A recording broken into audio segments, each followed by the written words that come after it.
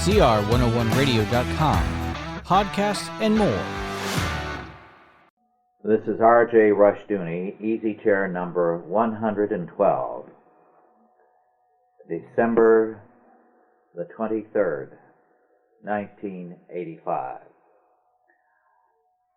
Today I'm going to deal with a variety of subjects, but very briefly to begin with, an interesting book by Charles J. Halperin, Russia and the Golden Horde, published by the Indiana University Press in Bloomington, Indiana in 1985.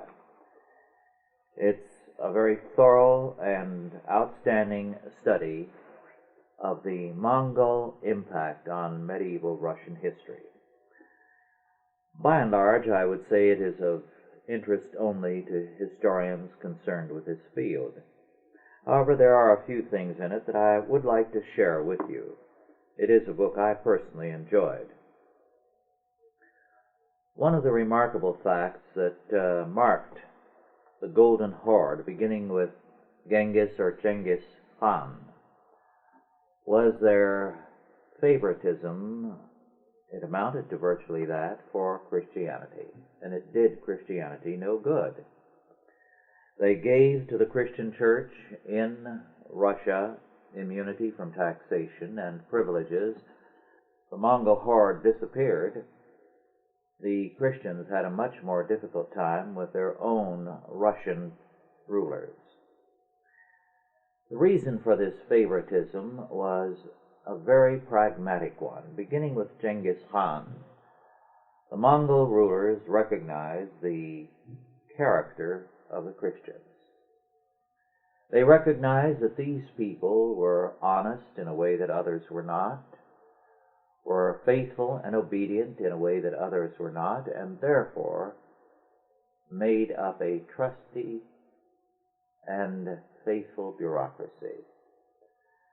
So, in Russia, the church was given immunities.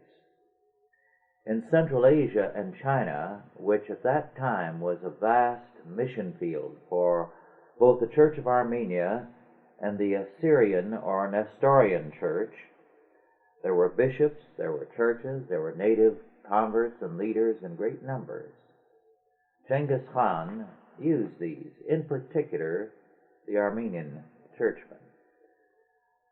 The result was that because they had been used in the Mongol tax gathering and treasury offices, when the Mongol rulers were overthrown, the people turned on the Christians because they were so closely associated with the Mongols, and they destroyed them, wiped them out, and a vast area of Christianity disappeared. Well, Halperin does not go into that, but I'm just giving that to you as a little bit of background. He does deal with the immunity to taxation for the church. I'd like to share with you one little item that I thought was delightful. It was in the last days of the Mongol rule, and both the Russians and the Mongols knew that there was going to be conflict, that the Russians were going to try to resist, and therefore both were preparing for war.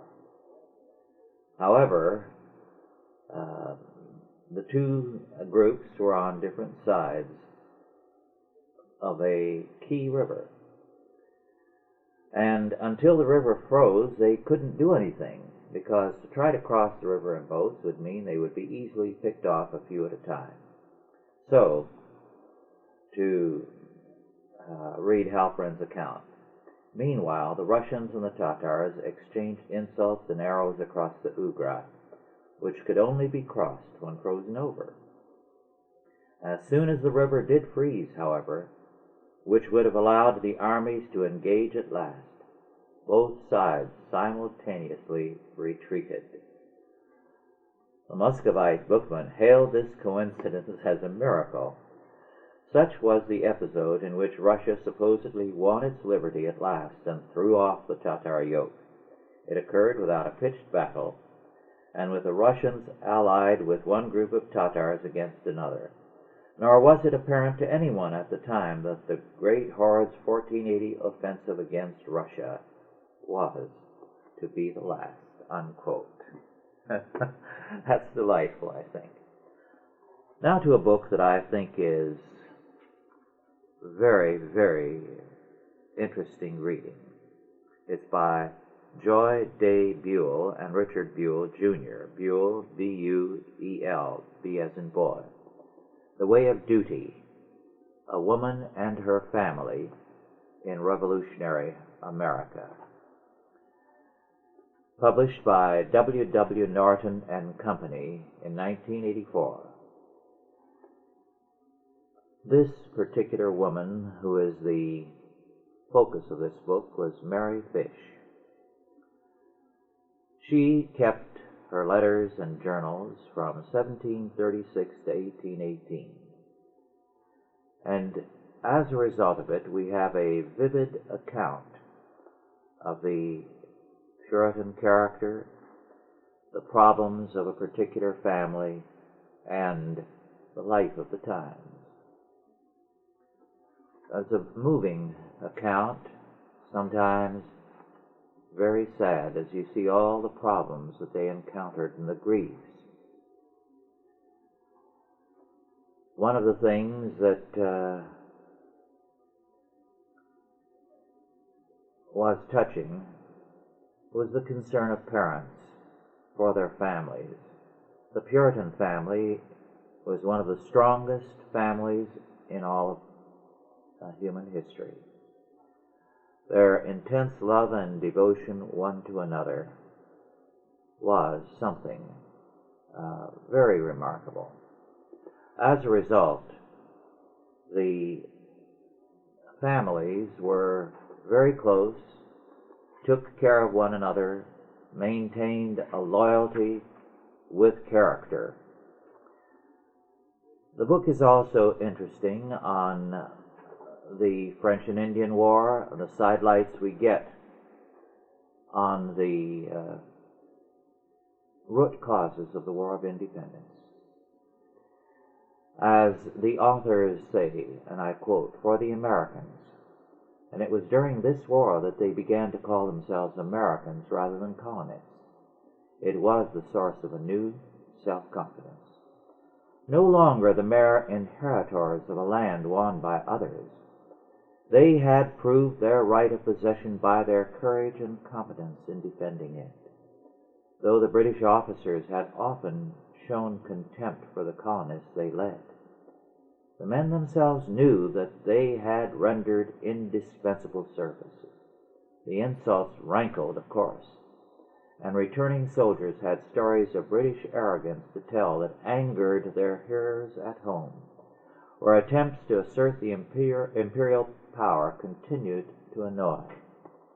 For the most part, however, Americans felt more pride in being part of a conquering empire than resentment of past wrongs, which in any case a grateful Mother England would surely now redress, unquote, or so they hoped.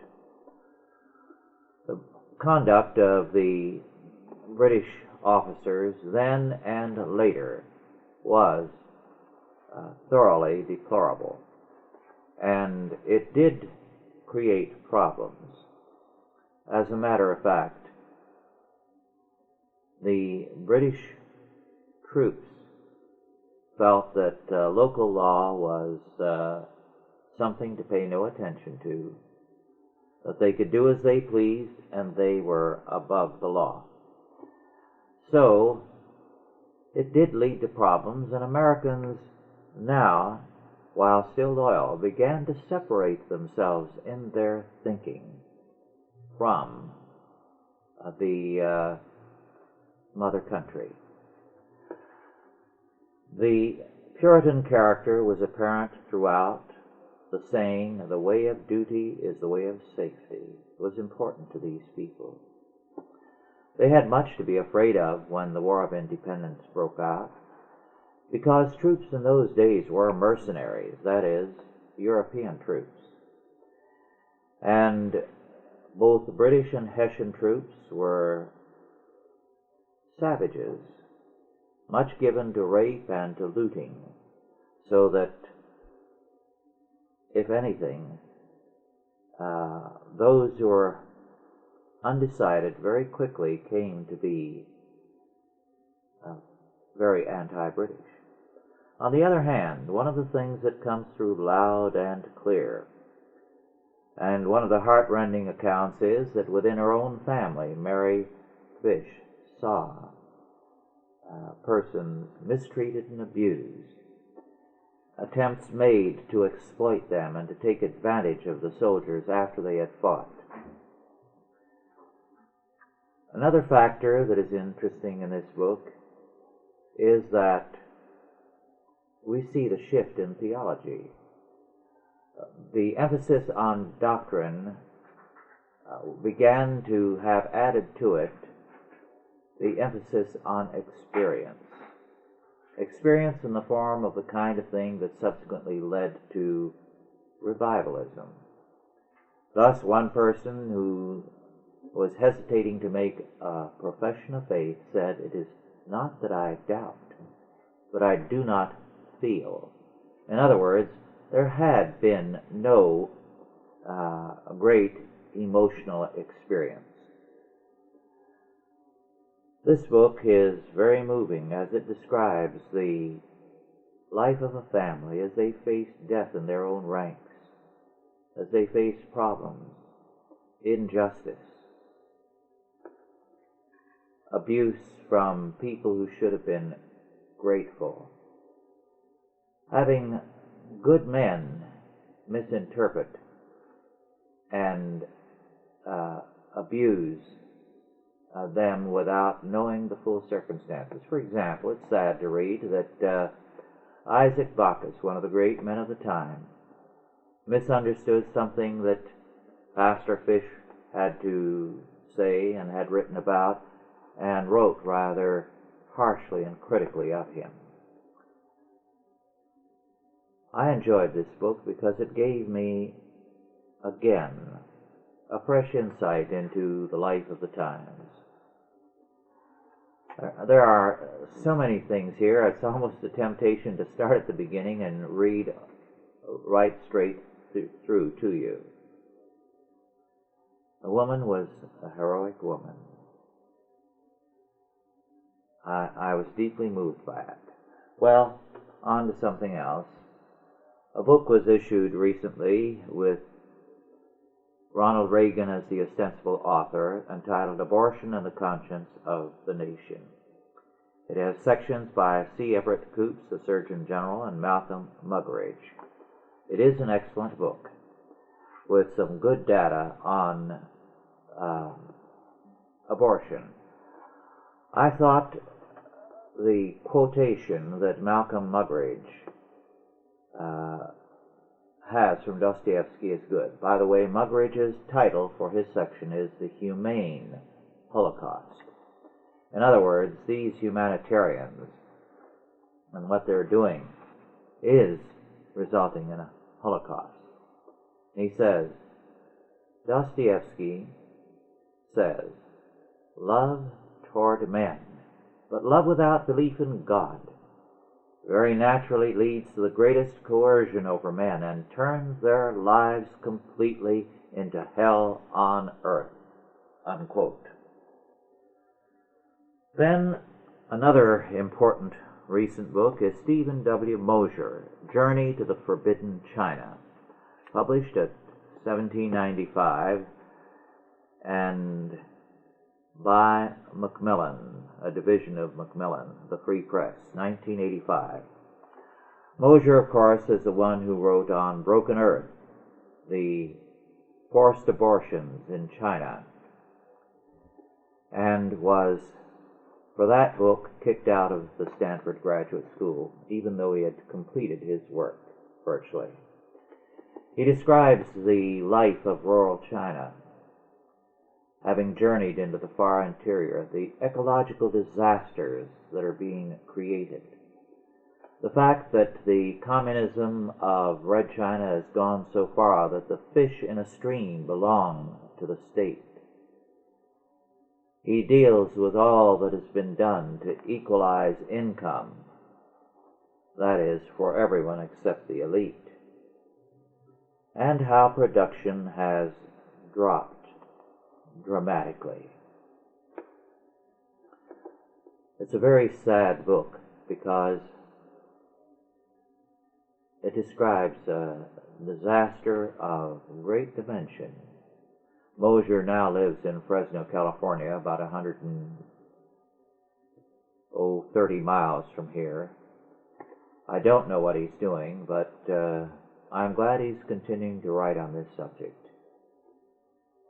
We are facing a major worldwide disaster because of abortion and zero population growth.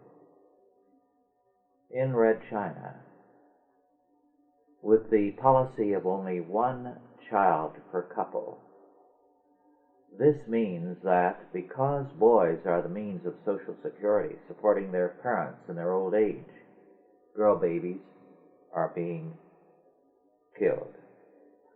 So you're going to have a population that is disproportionately, overwhelmingly masculine after a generation.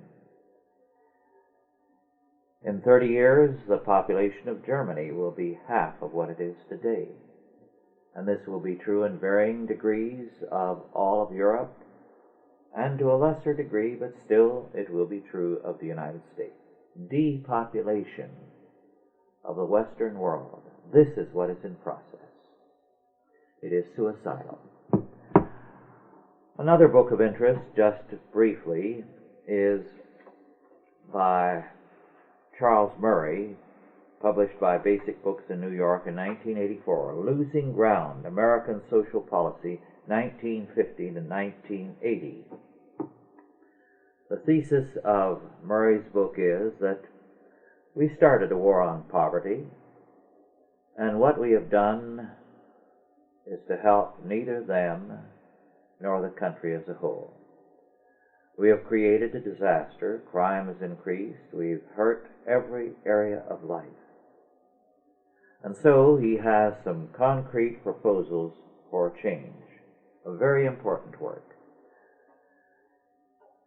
Now to another, Colin Platt, P-L-A-T-T, P as in Paul, published by the Fordham University Press in New York in 1984, The Abbeys and Priories of Medieval England.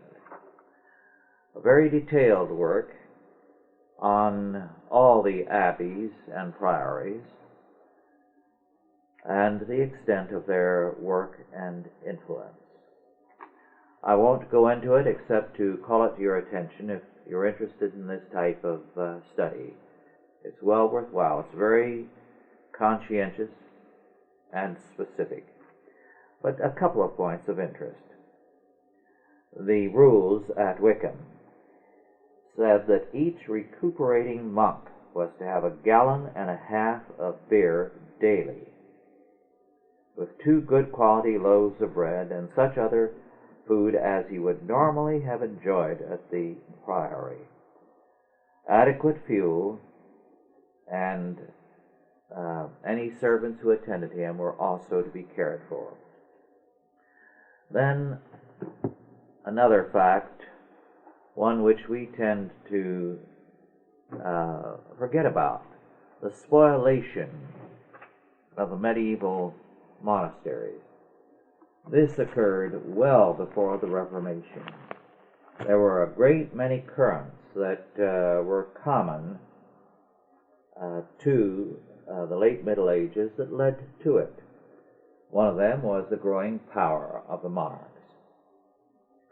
And Platt writes, the spoliation of the monastic church, beginning long before the dissolution, was made the easier by economic adversity, by shaken self-confidence, and by the merely lukewarm support of its friends.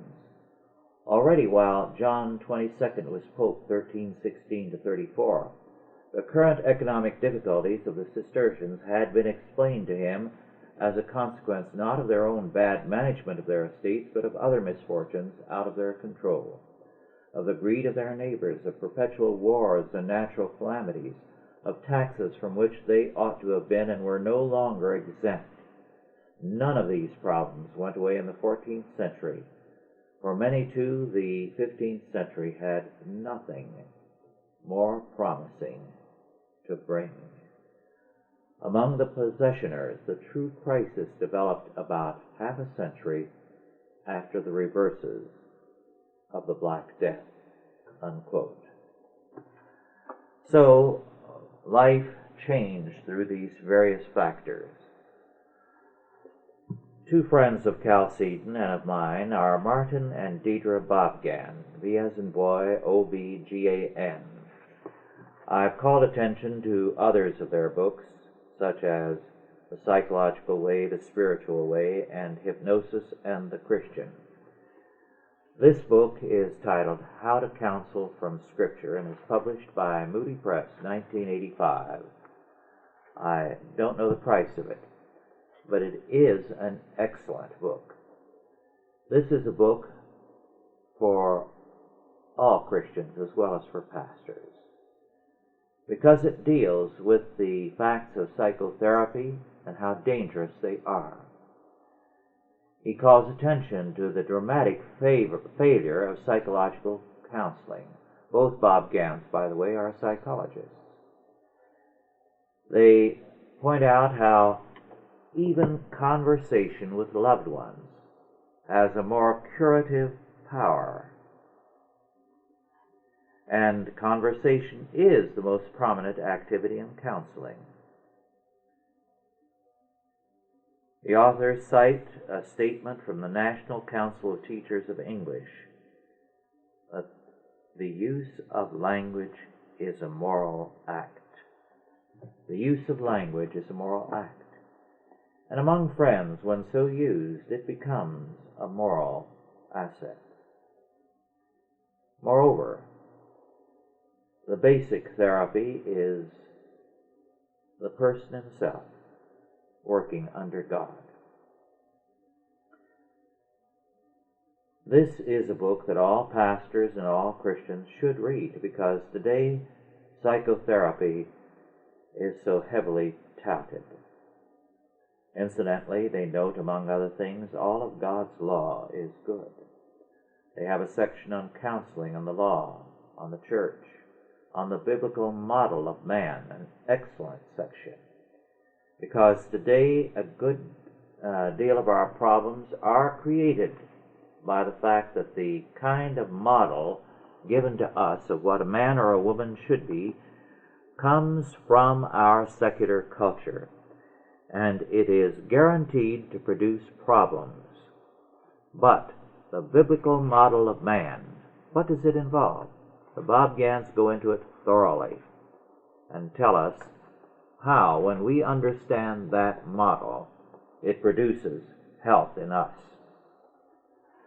Well, an important work also, I think it was written as possibly a textbook, I'm not sure, but it may be out of print. It was published in 1976, translated from the French, written by Jean Chesneau, Marianne Bastille, Marie-Claire Bergère, China from the Opium Wars to the 1911 Revolution.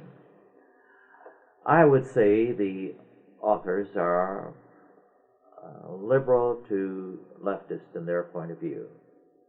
All the same, it is an excellent study of the period, of the problems that developed, of the impact on those problems of old Chinese philosophies as well as Marxism.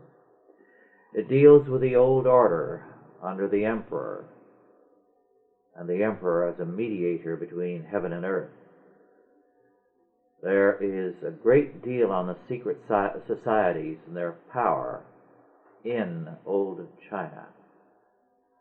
Then it has a great deal about depopulation and the impact of famines, drought, and the like on China.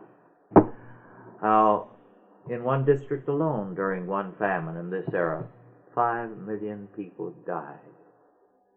And the area was so totally depopulated that they had to move people in from other areas to repopulate it. There is no reason to believe that this has not happened again in many portions of China since Mao Zedong took over. We simply don't know. One interesting fact is this. A traveler describes going through one portion of interior China during a fearful drought and famine in 1878 in Shaanxi. This traveler, an Englishman, Timothy Richards, 1845 to 1919, was an English missionary who did have some influence on the reformist movement at the end of the century in China. As he passed, he saw dead bodies along the roadside, clogging the streams, most of them naked, because the bodies were stripped to have something to sell for food. Bodies dragged by a dog or dogs. But what he did see was carts daily full of women being taken away for sale.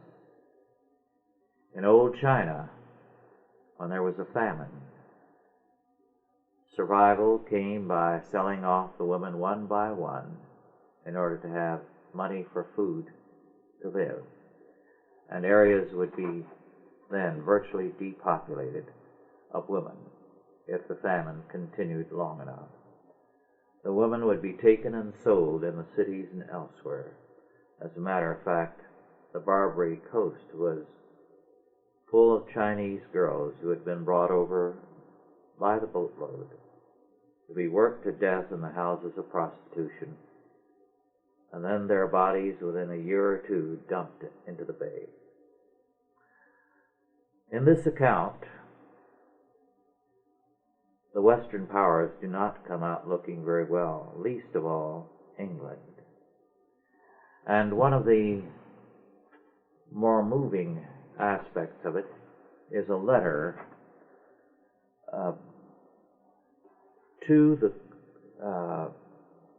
Queen of England, Queen Victoria, in 1839, by a Chinese leader criticizing the British opium smuggling. In this letter, the Chinese diplomat writes, "The way of heaven is fairness to all. It does not suffer us to harm others in order to benefit ourselves. Men are alike in this all the world over. They that cherish life, they hate what endangers life. Your country lies 20,000 leagues away, but for all that, the way of heaven holds good for you as for us, and your instincts are not blind from ours. I am told that in your country opium smoking is forbidden under severe penalties. This means that you are aware of how harmful it is. But better than to forbid the smoking of it would be to forbid the sale of it, and better still to forbid the production of it, which is the only way of cleansing the contamination at its source." The diplomat went on to say, "Why are you, Queen Victoria, allowing your country to force opium on our people in order to destroy them?" The French were also involved in this, by the way. England fought 2 opium wars to compel China to accept opium. It was a new thing. They had not previously been users of opium. They did not know of it. And now opium was forced onto them by 2 wars. In the whole process of the European treatment of China, America doesn't come out too well either. This is an important aspect of history. And while we can agree that a great deal of misinformation has been promoted about colonialism, and that colonialism was often very helpful, we must remember that there is this kind of thing also in the past, and a good deal of the world remembers it with bitterness. The Opium Wars were not the finest hour of the West. One of the sad aspects of the Opium Wars was the fact that one of the English diplomats who helped force the treaty onto China after the war was Sir John Bowring, who, as he was leaving South China, looked and saw the wreckage of a Catholic mission, and he was inspired to write his hymn, "When I Survey the Wondrous Cross." It's a beautiful hymn, but sad that it came from so hypocritical a man. A man who, because it was his duty to do what he was told, forced onto China such a measure. I have on another occasion dealt with children's reading in schools, in our Christian school, the Chalcedon Christian School. The publications are put out, weekly readers, by a group, God's World Publications, Box 2330, Asheville, North Carolina, 28802. If you have a Christian school or if you have a home school, I heartily commend their materials for your children. They are beautiful. I enjoy reading them. And let me read to you one of these from the Reader. It's God's World, the weekly paper. Watch the Birds by Joanne DeYoung. Now is the perfect time to watch the birds. If you live in a place where winters are warm, you probably have many birds to watch right now. If you live in a cold, snowy climate, you can still find birds.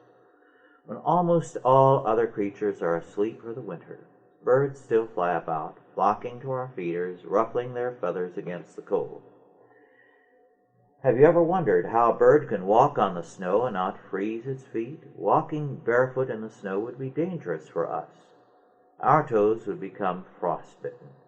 Yet birds don't seem to mind snow on their feet. That's because God made their feet special. They can't feel cold snow or wet puddles. Most creatures have certain nerves in their feet and legs to help them feel dampness and cold snow. God did not put these nerves in birds' feet, so they simply don't feel much. This may help you to understand. Hold up one thumb and look at your thumbnail. Now, very carefully stick out your tongue and lick your thumbnail. Don't lick your thumb, only your nail. You can't feel your wet tongue on your nail, can you? That's because you have no nerves to feel dampness in your nails, so your nails feel nothing.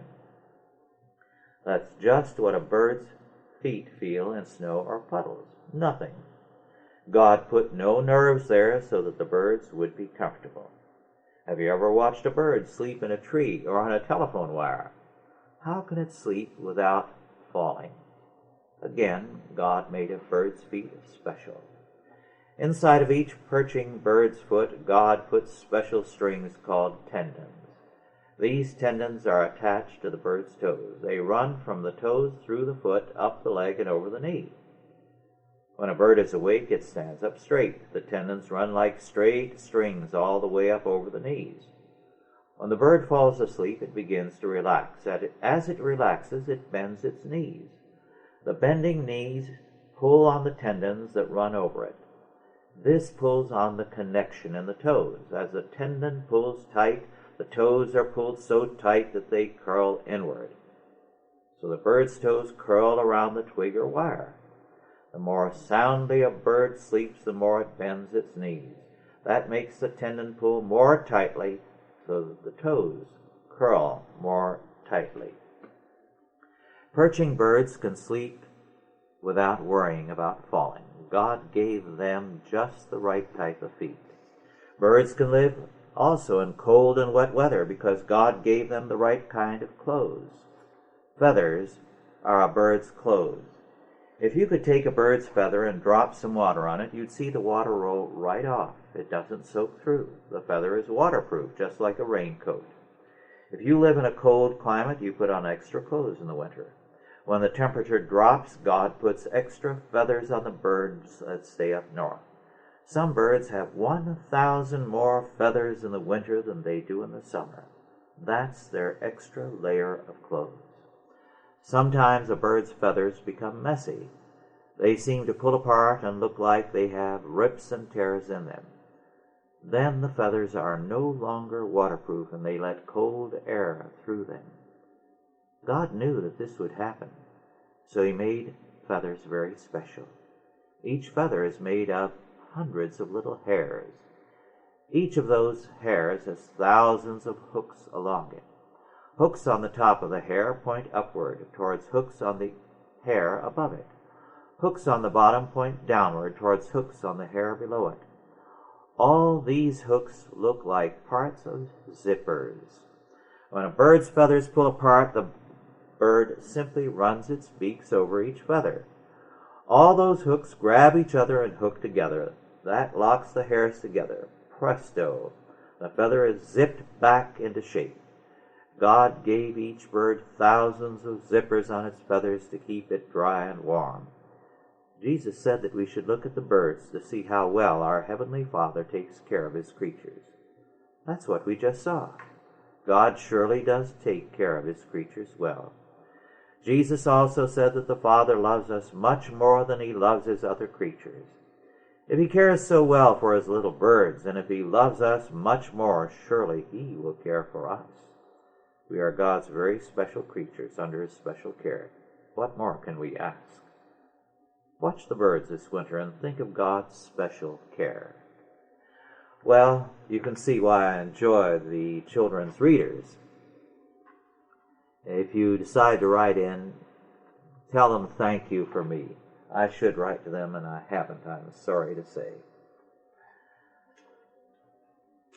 Another book of considerable interest, Wallington's World, a Puritan artisan in 17th century London, by Paul S. Seaver, S-E-A-V-E-R.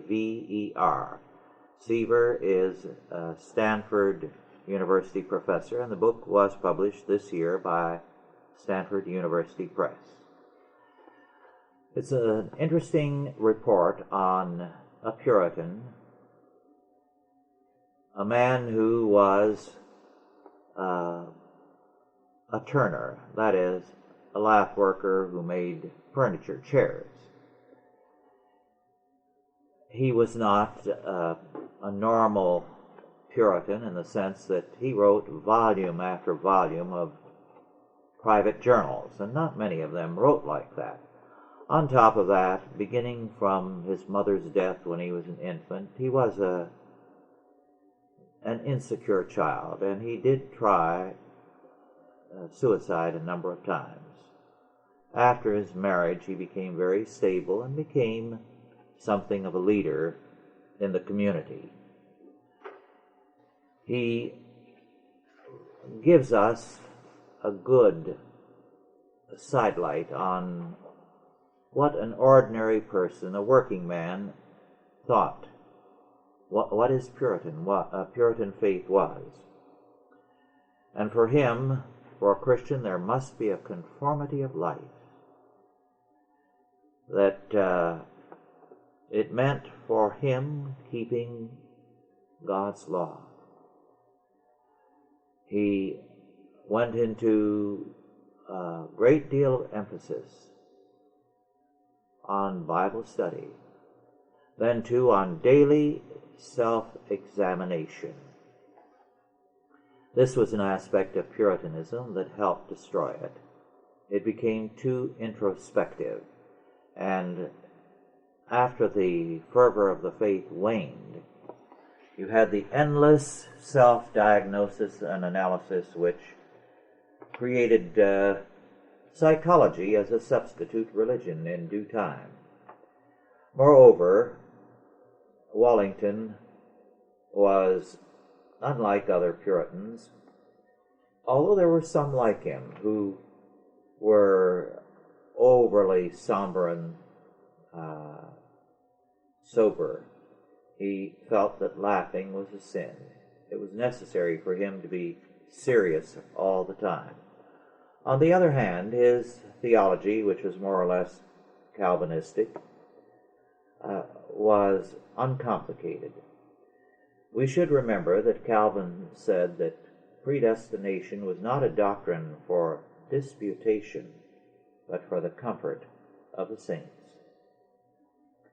And the Puritans insisted that predestination was a comfortable doctrine. That was the word they used most about it. Comfortable, meaning a doctrine giving comfort. It gave comfort because it made clear that God is sovereign, that if we love Him and believe in Him, we are in His hands, and He makes all things work together for good for them who love Him, to them who are the called according to His purpose. Wallington's journal gives us many interesting sidelights on the life of the times. For example, he says at one point that he heard of a group of married men in Southwark who had lived, quote, in the sin of buggery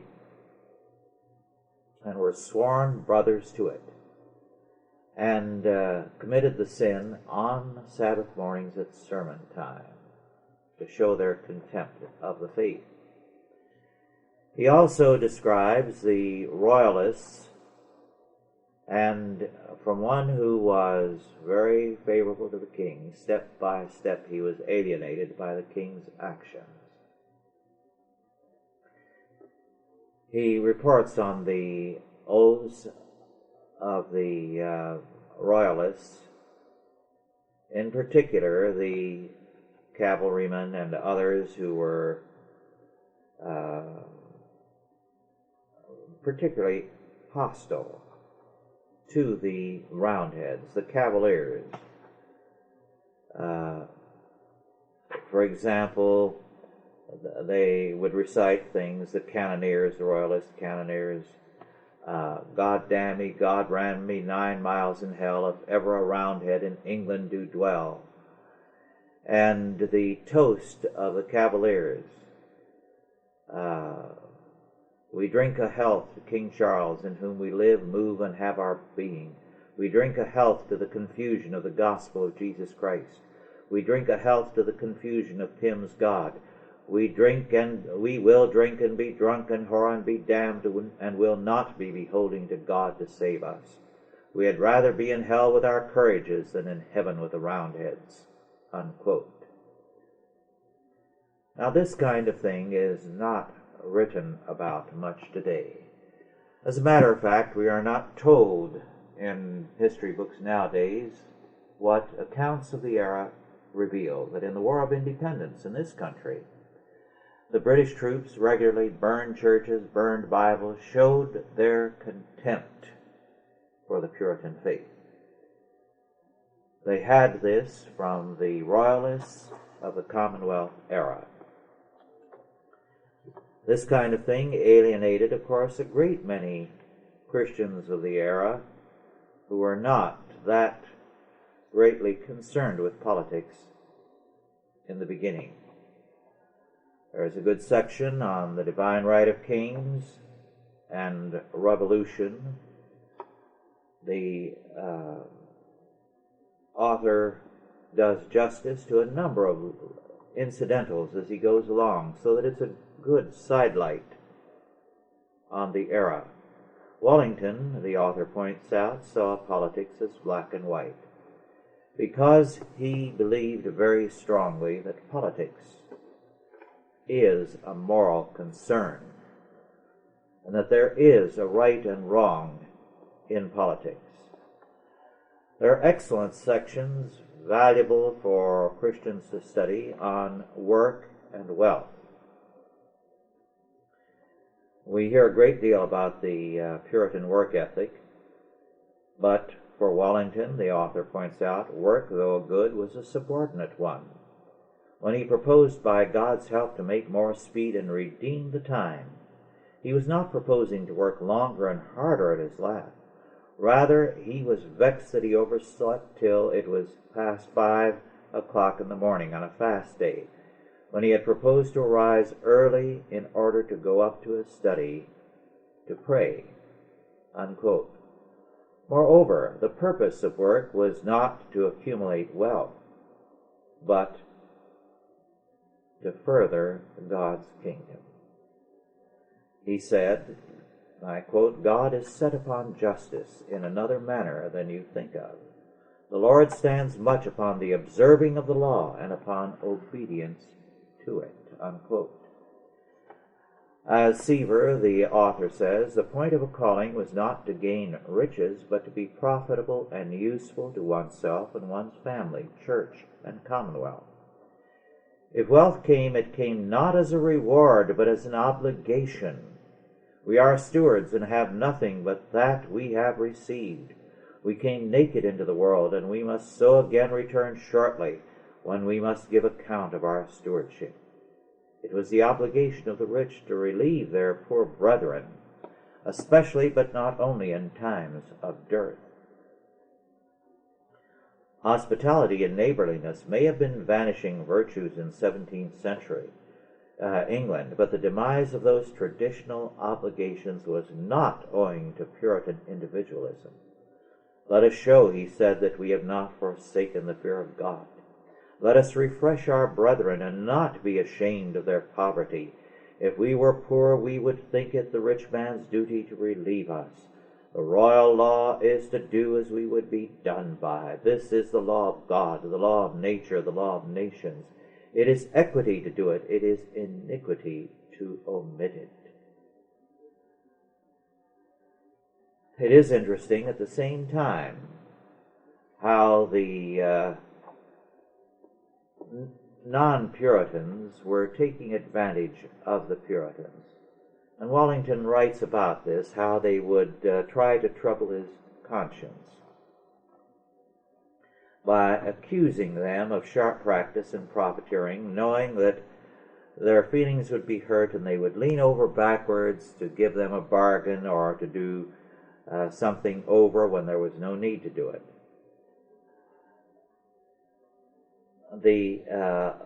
And the author comments, Wellington knew from experience that the practice of the saints reflected upon the whole community. Some customers regularly sought to take advantage of the fact. After telling Wellington that when she got home others would look over her purchases and tell her that she paid too much, that she always goes to these Puritans and they make her pay so dear, one customer tried to get Wellington to name a lower price. On another occasion, even more troubling, a gentlewoman had purchased some wooden trenchers from Wellington's shop, and had been assured by Wellington's apprentice that they were made of maple, when in fact they were made of aspen. On her departure, a neighbor's apprentice told her that she had been cozened, and on the following day she returned and confronted Wellington with the evidence of deceit. Wellington was clearly embarrassed, but what cut the deepest was a remark that, I partly know you for an honest man, and that you've lived under a faithful minister for a long time. For such a person to lie on cousin was, she said, to bring slander upon religion. Wellington accepted the charge as true and returned the purchase price, but confessed that, as for the wrong his apprentice had done, Wellington could no way help it. However, the accusation rankled, and he went on to record in his journal that it is a detestable thing to me, and it goes to my heart to think of it, for it opens the mouth of the wicked to say, these Puritans, they will not swear, but they will lie and cozen. Unquote. So, everyone was ready to take advantage of the Puritan's tender conscience. There's a great deal more in this book. It's a very moving and simple account. Then, very briefly, a very able historian, Geoffrey Burton Russell, has written on Lucifer, the Devil, and the Middle Ages, published, as have been several of his other books by the Cornell University Press. This one came out in 1984, and I think it is definitely inferior to his other books. What is of interest to me is that he brings out very clearly the Manichaean, the dualistic hostility to the Old Testament as evil. It was agreed, he writes, that the Pentateuch was evil, that Moses and the patriarchs were demons or demoniacally inspired, and that the Mosaic law was an imposture of the devil. To get around the fact that Christ quoted Moses, some resorted to the device of two different Moses. Such beliefs may have encouraged the anti-Judaism that had been growing since the late 11th century. Cathar skepticism extended to small portions of the New Testament as well. John the Baptist was sometimes regarded as another demonic figure, unquote. The book has a number of interesting comments about the medieval view of the devil. But basically, I would say it does not compare to a book on medieval witchcraft. Very briefly, to those of you who are interested in a book on the early church and its view of wealth and property, an excellent series of sermons has been published in paperback 1984, freshly translated, by the St. Vladimir Seminary Press in Crestwood, New York. St. John Chrysostom on Wealth and Poverty. These sermons were preached in either 388 or 389 AD, and they are excellent sermons, and they tell us of the early church's concern for the welfare of the poor. Very briefly now to another item. In the Fundamentalist Journal recently, there was an interesting item. This was in November. Churches need a license to raise funds, city says. This is Clearwater, Florida. This is the kind of thing we're going to see increasingly. In this particular case, it was a crackdown on the Scientologists, but the ordinance covered any church that has 20 members or more and raises $10,000 or more a year. The law requires churches to register with the city and report how much they collect and how they will spend it. The ordinance was upheld last year by the U.S. District Court judge as constitutional, but 12 religious groups, including the National Council of Churches, the Seventh-day Adventists, and the American Jewish Congress, have all appealed the ruling to the U.S. Court of Appeals. This kind of thing is increasingly taking place, and the goal is to eliminate the freedom of the church, to license every aspect of the church's activity. This should concern us. Well, our time is up. Thank you for listening again, and God bless you.